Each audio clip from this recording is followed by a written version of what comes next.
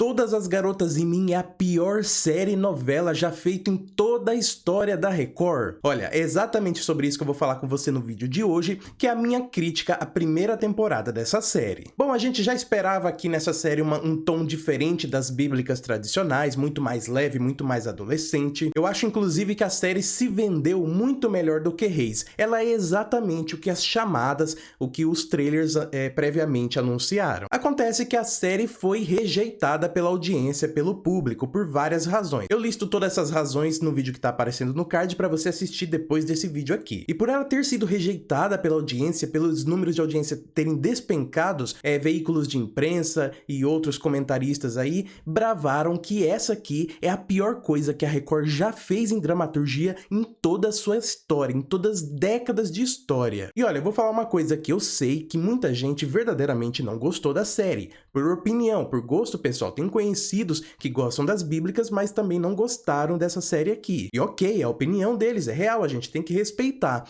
Mas a gente sabe que tem muita gente aí, veículos de imprensa, subcelebridades que comentam, que não gostam da Record ou não gostam de temas bíblicos e tal, e aproveitam a deixa pra meterem um pau mesmo. A audiência tá baixa, ninguém vai lá constatar se o que eles estão falando é real, então vem dizendo isso daqui, que é a pior coisa já feita pela Record. Eu sei que tem gente que fala isso de coração, mas eu sei que tem muita gente mesmo, que diz isso daí apenas pelo prazer de descer a lenha. Mas na minha opinião é uma série muito verdadeira em relação à sua intenção de tom. Eu acho que ela tem um bom equilíbrio entre a leveza e o drama, que é esse drama que dá base a todos os conflitos da série. Com exceção do episódio de estreia, onde eu acho que ali o drama pesou muito para uma estreia e tal, ocupou boa parte do episódio. Eu acho que não foi muito legal isso aí no episódio de estreia, mas tirando isso, eu acho que é uma série bastante equilibrada entre a leveza e o drama. E a protagonista surpreendeu. A atriz Marissa Fernanda, que dá vida à protagonista Mirella, ela entregou muito mais do que eu mesmo esperava. Ela é boa atriz, sim, e segura demais um protagonismo. É claro que o fato da atriz ser influencer digital aqui no mundo real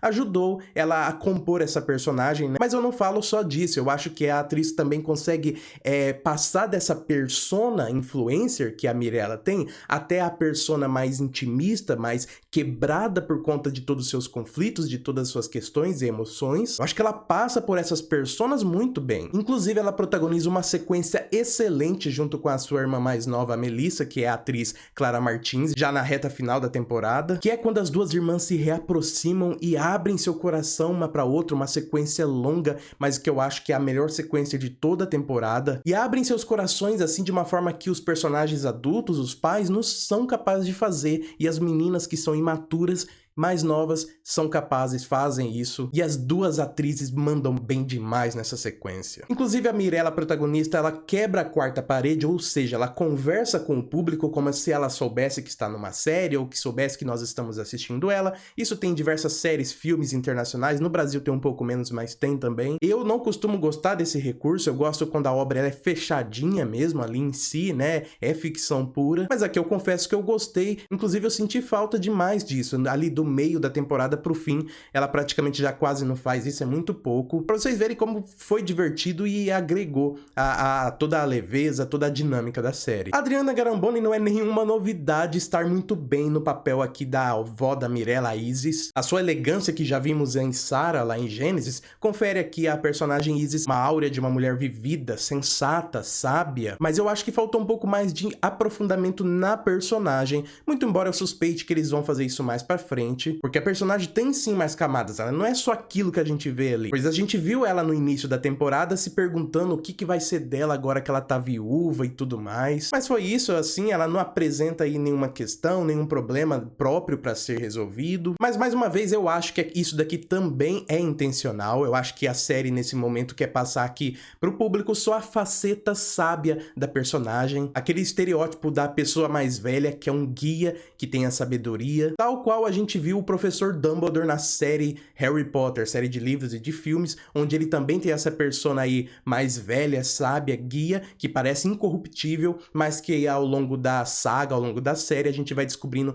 mais camadas, mais conflitos, mais problemas, mais segredos e tramas em volta aí desse personagem. Vamos aguardar para que a Isis também tenha um caminho semelhante no futuro. E é interessante que essa série, Todas as Garotas em Mim, também acaba sendo uma discussão metalinguística que às vezes flerta com a paródia sobre o quê? Sobre esses mais de 10 anos de produções bíblicas da Record. E eu te explico, é que a Isis, ao contar essas histórias da Bíblia para Mirella, ela cria personagens e histórias ao redor da história principal ali da Bíblia e justifica isso dizendo que a gente pode imaginar o que acontece nas entrelinhas do texto da Bíblia. Ou seja, é a mesmíssima justificativa da Record e dos autores das produções bíblicas aí desde o início lá em 2010, certo? Mas aqui no nosso mundo, a Record tá fazendo teledramaturgia. Só que na história, a Isis, ela tá ensinando a Mirella usando um texto sagrado, um livro sagrado. E aqui no nosso mundo ainda tem todos os chefias aí das produções bíblicas dizendo que elas são feitas para evangelizar. E na história, muito do que a Isis usa para ensinar e para aconselhar a Mirella são coisas que não tem na Bíblia. Ela usa questões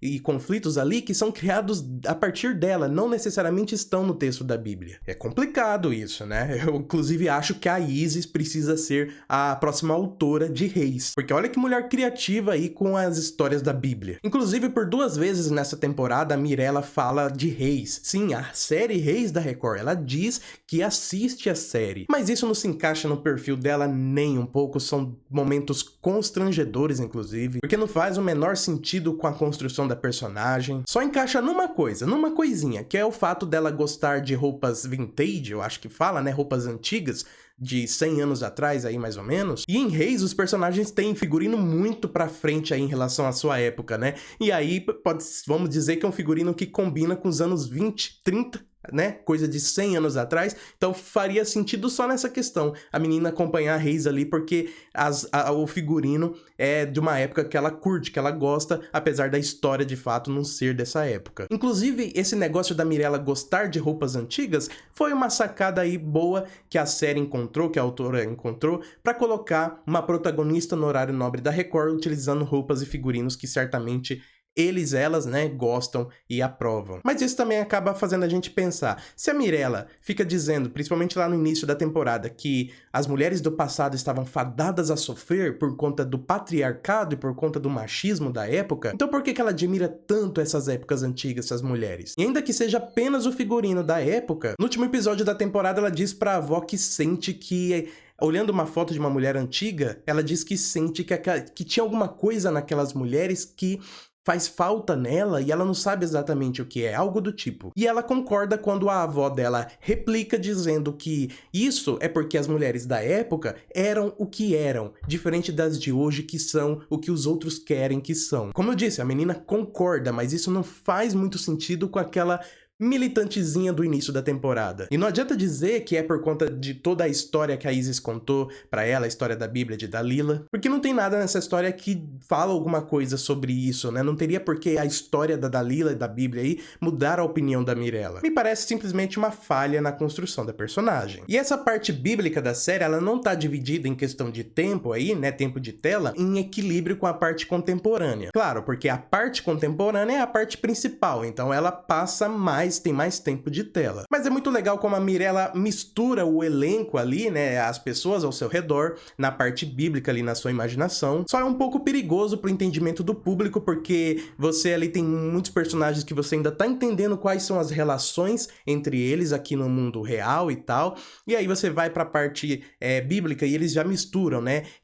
Se esse casal aqui na vida real são esses dois, chega na parte bíblica, esse aqui na verdade é casado com outra, esse daqui na verdade é pai dela, entendeu? Então tem uma coisa assim que mistura. E acaba que às vezes tem personagens que aparecem mais na parte bíblica, ou seja, numa relação aí com outros que não tem nada a ver aqui no mundo real. Quando você volta aqui pro mundo real, você tá ainda com a cabeça lá, aí você já fica confuso aqui. Afinal de contas, logo no final do primeiro episódio já entra a parte bíblica, no segundo episódio ele é todo na parte bíblica, então isso pode acabar confundindo o público. E o legal sobre essa divisão é que não há regras. Tem episódio que é 100% bíblico, tem episódio que é 100% contemporâneo, tem episódios que já são mesclados, mas tem uma coisa que não dá, que é o chroma key. Lembra, né? O chroma key é aquela tela verde que fica atrás dos atores, fica lá no cenário, que depois na edição adiciona o efeito especial, adiciona o cenário lá atrás. E aqui é muito ruim esse chroma key, a maioria das vezes fica um chroma key falso, dá pra ver que aquele cenário ali não é real, aquelas montanhas, aquela paisagem no fundo fica falsa. Não adianta dizer que, mas é a imaginação da menina. Para começo de conversa, aquilo não é imaginação. No início de toda a parte bíblica, nos capítulos, vem escrito livremente inspirado na imaginação da Mirella, algo assim. Ou seja, não é a imaginação de fato. A série está nos mostrando uma coisa que é inspirada na imaginação da menina. E ainda que fosse a imaginação de fato, as pessoas não imaginam as coisas de forma falsa. Ela ia se imaginar naquele tempo e tendo um cenário, claro, real. Às vezes dá pra ver sim uma intenção da série de deixar algumas sequências de uma forma mais teatral, tanto na direção, na atuação, quanto nos efeitos especiais. Uma intenção de deixar tudo um pouco mais lúdico. Só que nessas mesmas sequências bíblicas há acontecimentos se passando em desertos, em campos reais mesmo, onde o elenco foi lá, a produção foi lá gravar. Então, no final das contas, essa parte bíblica acaba tendo um visual que não se resolve, não sabe exatamente o que quer ser. Ainda sobre isso de contemporâneo e bíblico, tem muitos atores que na parte contemporânea estão muito bens mesmo no papel. E quando chega na parte bíblica, parece que eles não se encaixaram, não sei se talvez não teve muito tempo de preparação para os personagens bíblicos, mas tem gente ali que não tá legal, não tá encaixado no personagem. Eu vou evitar de citar nomes aqui, não é minha praia ficar falando mal quando é o trabalho da pessoa em si, como ator, né, atriz, mas isso acontece mais de uma vez, inclusive. Eu dizia antes do início da série que eu preferia que eles começassem por alguma protagonista bíblica, né, uma mocinha, Ruth, por exemplo, Débora, Esther, e mais começaram por uma mulher que tá mais para um contra-exemplo, uma vilã da Bíblia que é a Dalila. Mas ao longo da temporada, essa escolha por começar por ela acaba se justificando melhor, afinal de contas a Mirella aqui no mundo real ela fez burrada, né? Então ela tá vendo aí uma outra que também fez burrada naquele tempo. Inclusive, o motivo da avó dela contar essa história pra ela, né, o conflito principal da série é porque ela tá com um problemão, um conflito grande com seu melhor amigo Eric, porque ela postou um vídeo de uma invenção dele, coisa que ele pediu pra ela não fazer, mas ela fez por conta de cliques, por conta dos seus seguidores. Isso deixou ele muito magoado, eles se separaram, né, a amizade deles, e a avó dela vai tentar ajudar ela contando essa história da Bíblia. Qual é o problema aqui? O problema é que a gente não teve tempo suficiente de tela pra ver a amizade desses dois, para que a gente passe uma temporada inteira torcendo para que eles voltem a ser amigos. A gente não teve tempo para se apegar e torcer por eles. Primeiro episódio começa o iniciozinho ali, ela já faz a borrada no meio do episódio e aí a temporada todos eles separados. Então a gente vai torcer pelo quê? Da mesma forma, não dá para entender muito bem por que que a Mirella gosta do seu namorado, que é o Gustavo? Já que tudo que entra em sintonia com os sentimentos da menina de amor, de carinho, de generosidade, de gentileza, de admiração, tudo isso tem a ver com o Eric. Então também é um namoro muito estranho. E nesse negócio da Isis ir aconselhando ela, contando a história bíblica aí, tem zero espiritualidade. É tudo sobre comportamento. E eu não acho isso um defeito, eu acho que passa uma mensagem interessante de que a Bíblia é o guia da nossa vida. Tendo como objetivo final a vida eterna, mas passando pelos obstáculos do cotidiano, que nos levarão ou nos atrasarão rumo à vida eterna. A Bíblia também é um guia da vida material, seja quando ela faz isso de forma direta, apontando, ou seja de forma indireta, quando nós olhamos para descrições ali de atos que já tem um resultado muito claro. Eu acredito que essa parte de espiritualidade vai ser adicionada na história da série aos poucos, conforme a Isis for contando novas histórias bíblicas para Mirella ao longo das próximas temporadas. Mas eu acho que também seria interessante se mudasse mais à frente essa dinâmica de contador e de ouvinte. Ou seja, se a gente chegasse num ponto onde, na verdade, quem contaria a história bíblica seria a própria Mirella contando pra alguém, não sei, por exemplo, a sua irmã, uma amiga. Ou então a Isis contando não pra Mirella, mas pra uma outra pessoa, mesmo mantendo a Mirella como protagonista. Acho que são dinâmicas que dá pra se pensar aí pro futuro da série, caso haja futuro. A turma da Mirella, seus amigos ali na escola, são os típicos adolescentes das produções adolescentes. A série, no geral, é exatamente isso. Adolescente, farofa, circo, mas como eu disse, sabendo dosar tudo isso com drama. Mas os absurdos são bem presentes e eu, sinceramente, comprei muito essa ideia. É como se tudo aquilo fosse uma realidade paralela. E boa parte da diversão, do entretenimento em se acompanhar a obra, é por conta justamente dos absurdos. Chega a tal ponto da Isis presentear a Mirella com uma bíblia igual à sua e mandar ela não ler para não pegar spoilers da história que ela tá contando para sua neta. Como não rir desses absurdos? Me diz. Como a obra desde o início se propôs a esses absurdos, eu comprei essas ideias nonsense muito tranquilamente. Apesar dos personagens principais serem adolescentes e a gente ter também os adultos com seus dramas, com seus conflitos e confusões, na verdade essa divisão entre adultos e adolescentes na série não é tão viva assim. É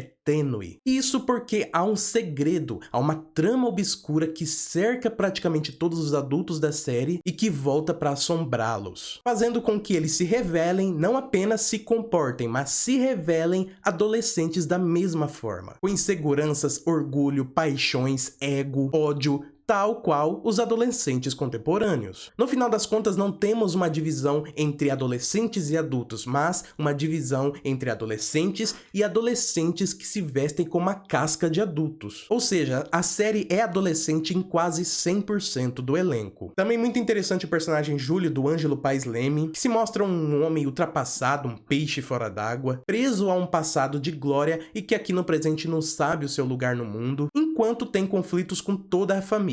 Ele atrai os olhares da empregada doméstica Amanda, que trabalha ali, que estava assim com uma vida muito boa, uma vida muito tranquila, sem problema nenhum. Então ela foi atrás de problema, né? Por que não? Temperar a vida com problema. Começou a mandar indiretas e diretas ali para aquele homem, o Júlio, um homem casado. Não, pior que não casado, mas que vive como um homem casado ali, dependendo da esposa financeiramente, uma relação com a mulher totalmente mal resolvida, que fica num vai e volta, e uma aparência, uma fachada de casado. Olha o tamanho do problema que a menina quis pegar pra ela. A mãe da Amanda, a Zefa, que também trabalha ali na casa deles, se mostra um bom alívio cômico, dá pra ver que a atriz, Aline Fanju, tá se divertindo muito no papel. E aí a gente tem também as cenas de ação, que já são um negócio meio complicado na série. Eu sinceramente não gostei muito não. As porradas fofas, ok. Porrada fofa é porque dá pra ver que não são golpes reais, diferente de, sei lá, reis, que às vezes você tem conflitos ali físicos que são bem realistas, parece que estão se batendo mesmo. Mas como eu falei, ok ter porrada fofa aqui numa série que é mais leve, mais adolescente. O problema é parecer ser uma direção que não se dá muito bem com a ação. Às vezes o Sansão lá vai arrancar uma porta, a câmera já parece que meio que vai e volta assim em menos de um segundo,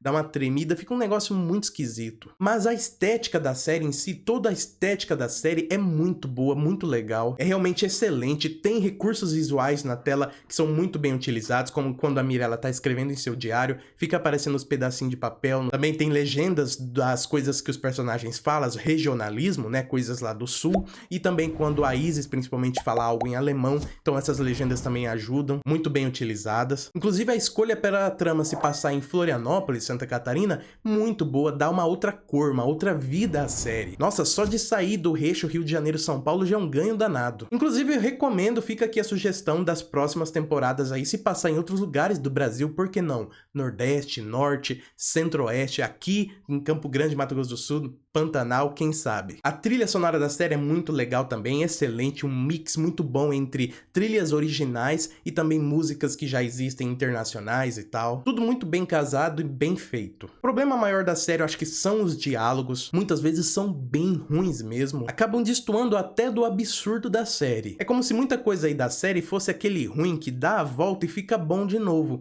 por conta dos absurdos e tal. Mas os diálogos aqui, eles não dão essa volta, eles são só ruins. Eles oscilam muito aí ao longo da temporada. Eu acho que isso deve ser por conta que o time de colaboradores ali, roteiristas da série, um time bem grande inclusive, mas é muito mesclado entre gente experiente e gente novata. Pode ser isso, não sei. Na reta final da série, a Mirella acaba se revoltando com a sua avó Isis por conta do final da história de Sansão e Dalila. Ela não esperava e não queria que o Sansão morresse, que a Dalila tivesse aquele fim trágico ali que foi contado, e ela fica tão revoltada a ponto de, pasmem, não falar com a avó, destratar a avó. Ela passa ali dias, um tempo ali, um período sem olhar na cara da avó. Ah, gente, fala sério, né? Que forçação do roteiro aí só pra criar mais conflito. Não precisava desse exagero, desse escândalo todo aí. Só a menina decepcionada com a história e tal, ficar meio pra baixo assim, já era suficiente pra ter esse conflito dela não ter entendido a história. Não precisava chegar a tanto. No final da trama da temporada, a Mirella acaba resolvendo aí praticamente todos os seus problemas, pelo menos ali os principais, mas tal qual a Amanda sentindo falta de um probleminha básico aí na vida, ela investe forte no Eric, seu grande amor, mantendo muito fortemente essa amizade entre eles, enquanto tem o namoro com Gustavo, que também sente ciúmes do Eric. E tanta interação entre ambos, a Mirella e o Eric, inevitavelmente acaba num beijo entre os dois no quarto da menina. Ao mesmo tempo que o Gustavo, lá na casa dele, também acaba traindo a namorada com a Nicole, a vilã, que tem inveja da Mirella. Ou seja, ambos se traem ao mesmo tempo, um sem saber da traição do outro. Com a diferença que a Mirella claramente gosta do Eric já há bastante tempo, né? Por falar na Nicole, inclusive, essa daí decepciona como vilã. Na verdade, ela acaba só dando dó mesmo. A única coisa que ela faz na série é invejar a Mirella. Os planos que ela tem, que ela faz ali, nunca chega nem perto de ameaçar a Mirella de alguma forma. Ela gosta do Gustavo, namorado da Mirella, e a Mirella claramente gosta mais do Eric, então se ela chegasse a concretizar seus planos,